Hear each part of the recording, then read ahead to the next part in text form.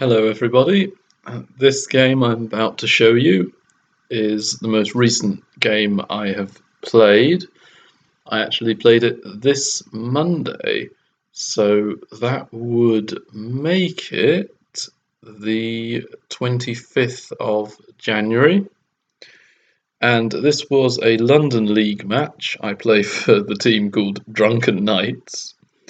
And that doesn't really damage my chest too much. Don't worry. And it it was a match which I haven't really played that much this season for them. But in this league, if you're on a certain board, certain even numbered board, if one of you wants to do an adjournment, then you can do that. And the time control for adjournments is 90 minutes for 36 moves. And then after that, you simply stop where you are, go home, and then resume your match on another date. Adjournments have fallen out of fashion recently because of computers and people just looking at them to analyze their games.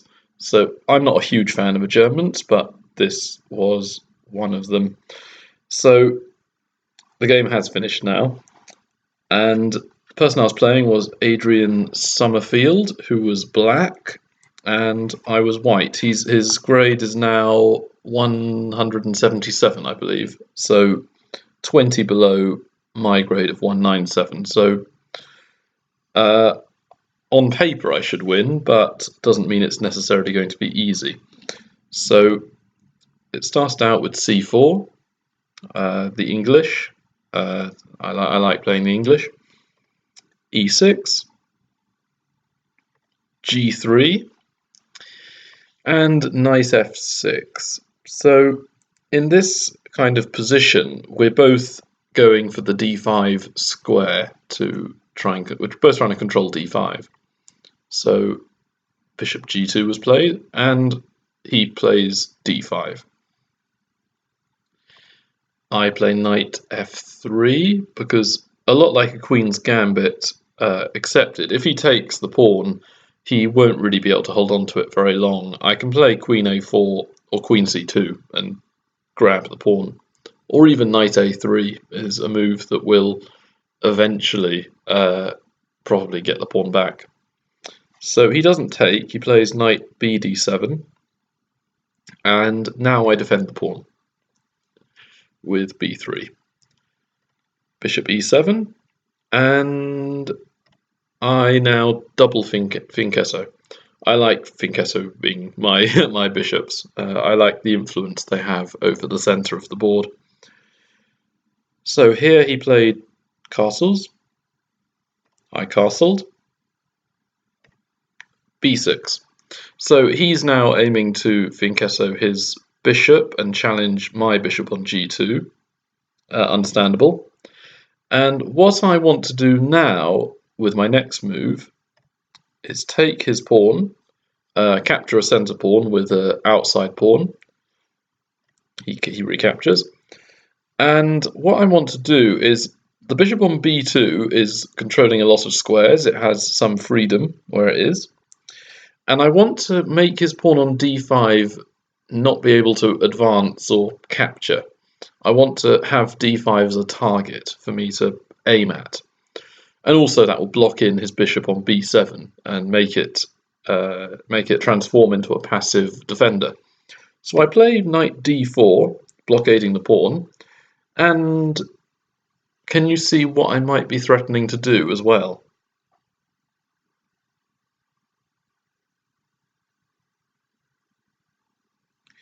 Yes, I've got two very nice squares that I can go to with the knight. One square is c6, forking the queen and bishop, and c6 is an outpost. I could keep the knight there for a few moves and make him struggle to coordinate his forces. Or, like in the last video I did, one very good square that the knight can go to is f5. Of course, it controls the centre, has a lot of influence there, but it also controls a lot of squares on the king's side, and it's infiltrated into black's half of the board. Often there are tactics surrounding a well-placed piece, such as a knight on f5. So that's an idea. He plays bishop b7, and I don't play knight f5 immediately. I play knight c3 first. And rook e8 is played, so he wants to keep his bishop on the board. He likes having the pair of bishops. So after knight f5, he retreats to f8.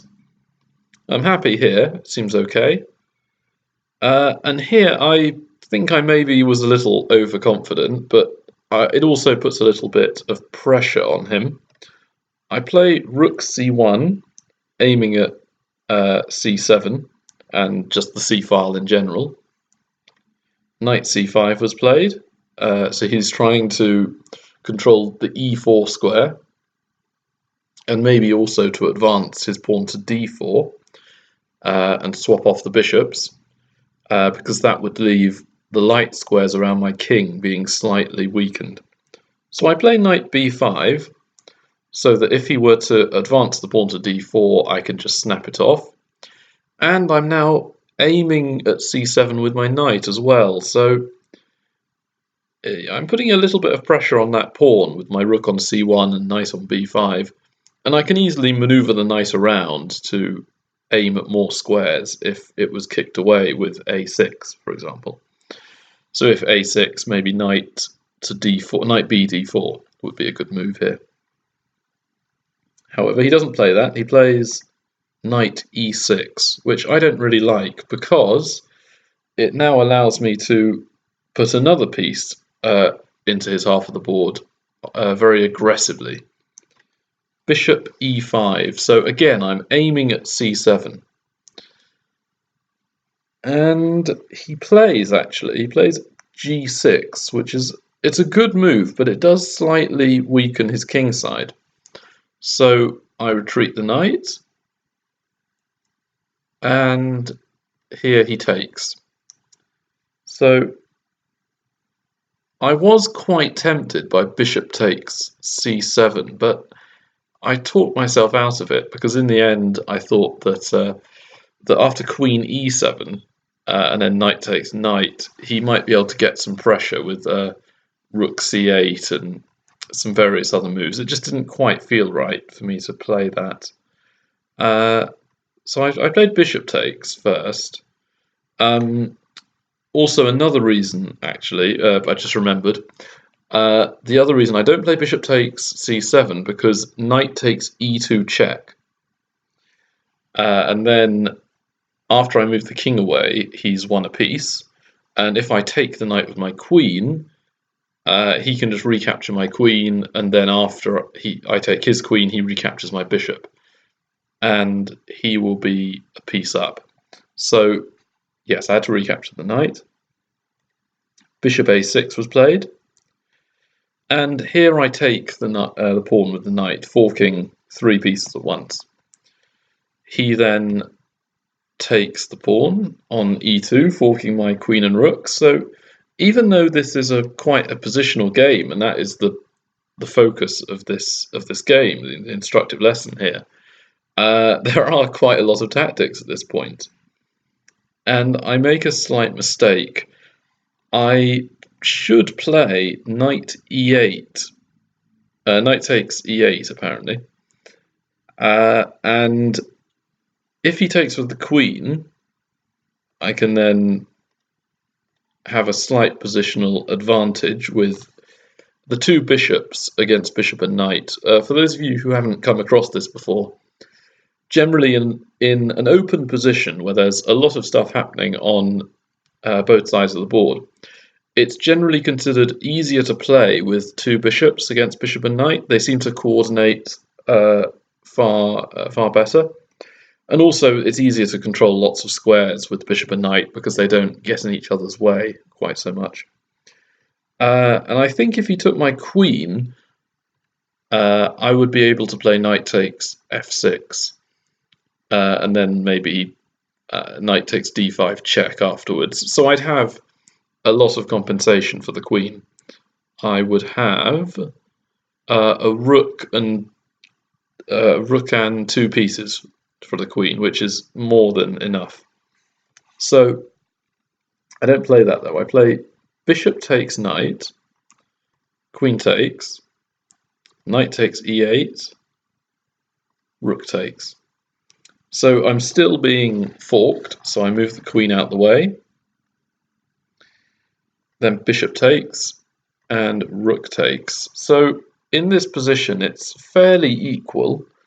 But another concept that occurs around endgames and middle games like this one is, it's late middle game, I'd say. When there are bishops that control different squares, opposite coloured bishops, as they're referred to, usually it's drawn because they're often able to control key squares that the other bishop can't. But if one side has an attack, an initiative, then the side with the initiative usually can find a way to make that count, because they'll have an extra piece attacking maybe some very key defensive squares, and they'll have an extra piece to do it with because their bishop will hit the square and the other bishop can't stop it. So you have to be careful in these sort of positions when there's still some heavy artillery on the board in the form of the queen and the rook. So he plays bishop c5, aiming at f2. And here, why should I not play bishop takes d5? What's wrong with this move?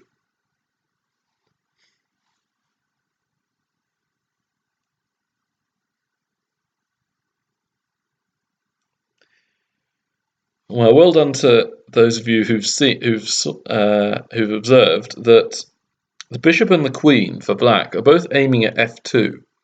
So he has two attackers, I have two defenders. He can add a third attacker with rook e2. And here I'm already in serious trouble. This f2 square is like the foundation of all my defense around the king. And there are so many nasty discovered attacks and forks and checkmates that I'm not certain I would be able to even draw this game. I'd have real difficulty in finding a way to even draw. So I've let his pieces become too active. Instead, I played the rather strange d4. I'd considered that the queen was slightly uncoordinated with both sides of the board due to that pawn blocking the line of the queen. It does attack the bishop. So if bishop takes, I could then take on d5 because rook e2 would be impossible. And like in the game, queen takes d4, I can play rook d1. So I've exchanged off a pair of pawns, and I felt that my bishop was actually stronger than his. I know they look very similar because they're both attacking f2 and f7, but my bishop's on the long diagonal going corner to corner, and his is not. And I thought maybe that slight increase in mobility might be useful for my bishop.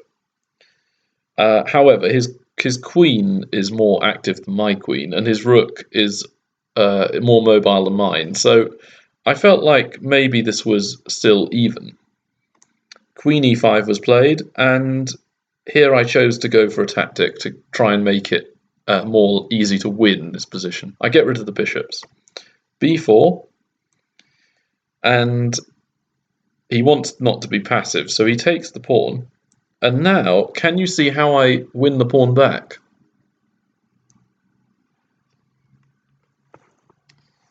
Okay, I'll give you another few seconds to think about it.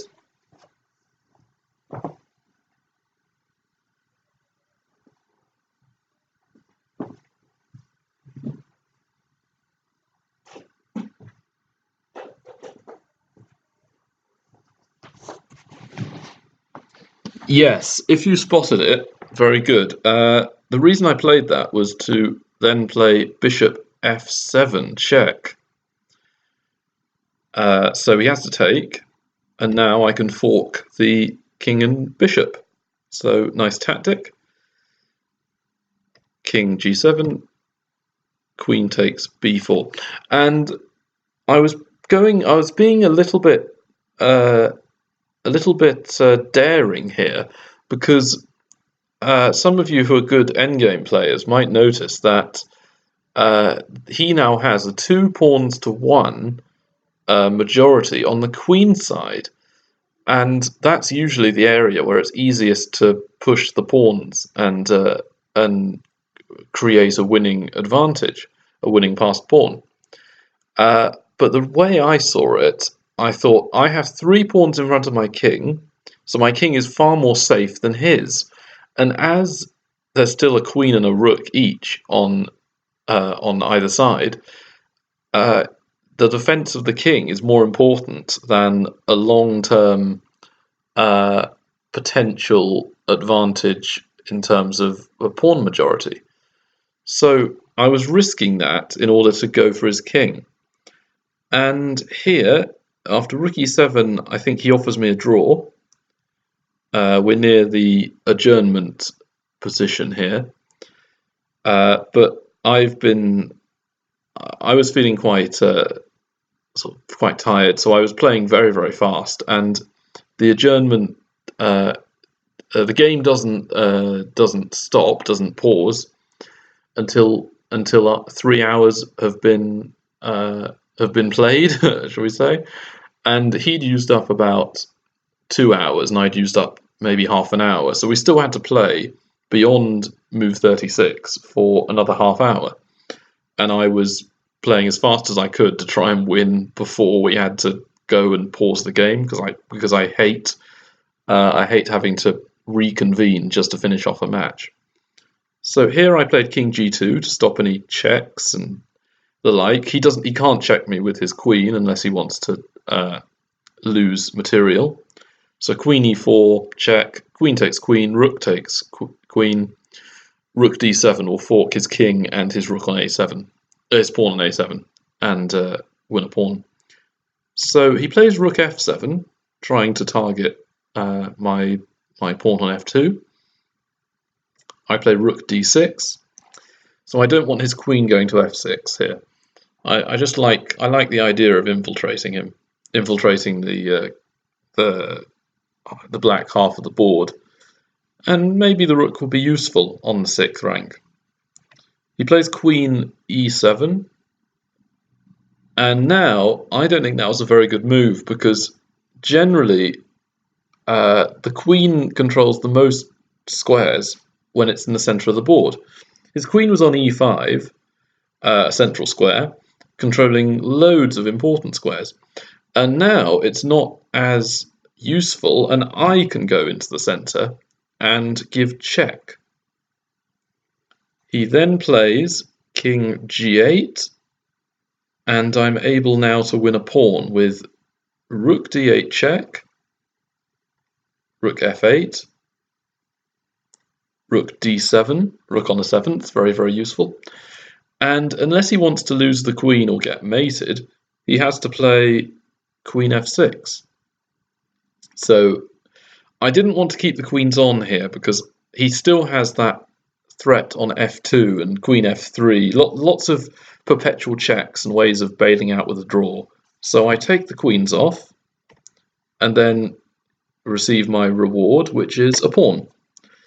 So now I have a rook on the 7th, again, always useful, and I'm cutting his king off. His king can't make itself useful.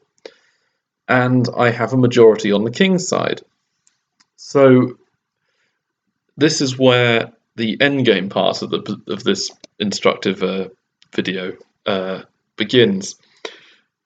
What I want to do here is make this pawn count, and in rook and pawn endgames that is very difficult. You need to play very precisely. But again, if you adhere to certain principles, you should be able to give it a good go. So get your pieces active, try and get them to create threats, and try and keep the pawns together. Try not to advance one too far, or make the structure strange by giving yourself backward pawns or something of the kind, because those are very hard to win with. So he plays rook e6, and I march forward with my king. Rook f6, king e3, rook c6. So here I didn't mind his rook being where it was, because I played rook d7, and I thought if he played rook c2, putting his rook to the 7th, I would be able to play rook d2, and then force his rook away and advance up with my king. He doesn't know, he plays b5, so I play h4, just getting a pawn off the second rank, or 7th rank for black. And now all my pawns are in chain, they're all protecting each other. So it just ensures that he won't be able to pick off a few pawns if he gets around the back of me. So he now plays rook a6, and I play rook d2. I don't really mind my rook being a little passive for now, because I can still run up with my king. Rook a4, cutting my king off. King d3, king f7, king c3, king e6, king b3.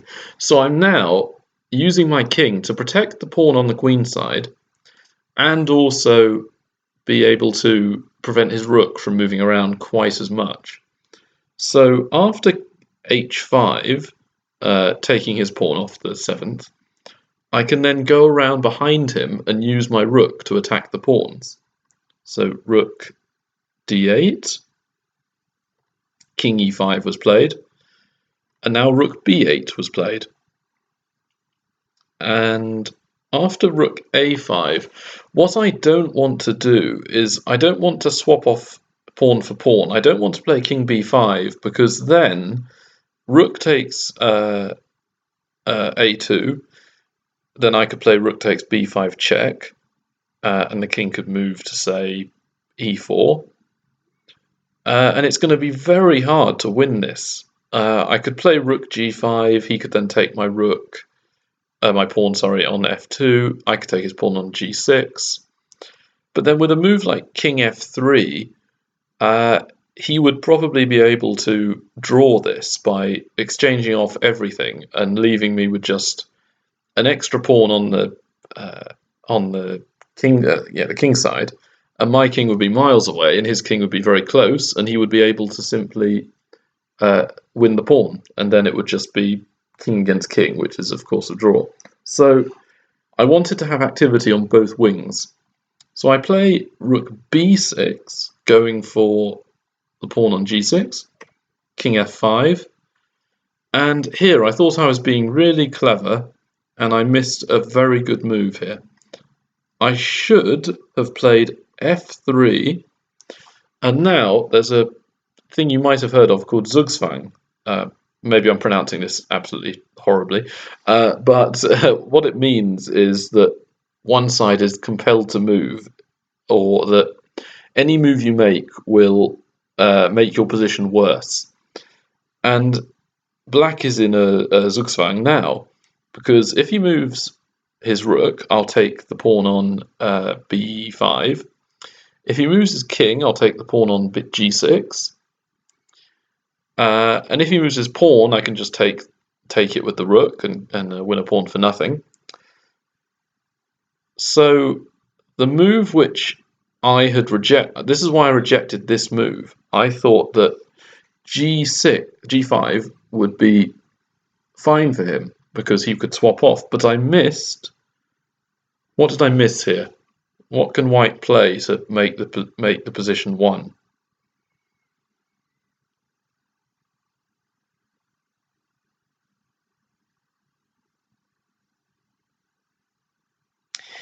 Yes, I missed rook h6, and now black cannot stop me winning a pawn. So I'm 2 pawns up, and this 2 pawns up in a rook and pawn endgame for this sort of position that should be won easily. and players of this level generally, maybe not, they won't resign for a little while, but they realise that they've lost at this point. So I could have wrapped up the game there, but I didn't. I instead played f4 with the same idea, but now he has b4, rook takes, and king g4. So I have to give the pawn back now. If I let him take on g3, I'm going to have weak isolated pawns, and I really don't want that. I don't want to swap off lots of pawns. So I play f5 check, and if king takes g3, then I can just play f takes g3, and his rook will be very hard pressed to stop me from advancing one or more of my pawns and winning. So he takes with the king, and now I've just got the extra pawn on the queen side. So what I have done successfully is I've traded off my king side majority, the pawn on the f pawn, for the b pawn. So I've just got a clear passed pawn on the a file. So a4, when you have a passed pawn, push it, throw it up the board. And I'm also threatening, if I had an extra move, what's the easiest way of winning this? If it were white to move. Yes, rook b5.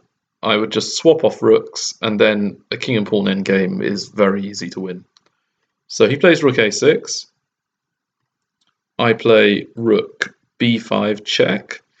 And the reason for this is that if he moves his king to e4 or g4, I can then easily advance my king and pawn on the queen side, because his king will be cut off from interfering.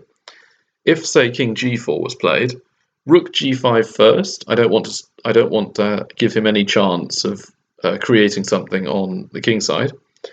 So his king would need to move, and then I could just play a5, king b4, king b5, a6, so on, and that should be enough to win quite easily.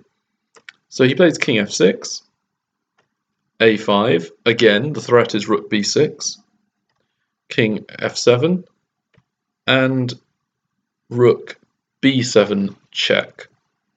Now, if he moves his king down to e6 or f6, again, I swap off. It's a very common theme emerging. And if he moves his king to e6 or, e8, f8, or g8, as I suspect he would have done, I can then just simply play king b4 and then advance with the pawn quite slowly to the end of the board. So at this point, we had been playing 3 hours, and we adjourned with him to move. And then I was contacted by him saying he resigned the game, that there wasn't really any point in resuming because it's clearly won for white. But this was it was a tough game, and it was interesting because this endgame was quite fiddly. It wasn't as easy being a pawn up as you might think it was. You have to be very careful in rook and pawn endgames that you don't either blunder a pawn or make yourself very passive, because there is a saying that all rook and pawn endgames are drawn, which is nonsense. But it does sort of show that unless you're very careful and you play very precisely, if one side is a pawn, or even sometimes 2 pawns down, if they have active pieces, an active king, an active rook, and maybe a good pawn structure, then you can often draw because the other side might be made very passive.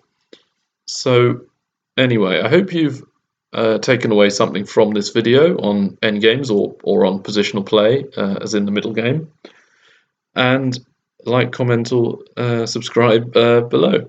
So I will see you in the next video.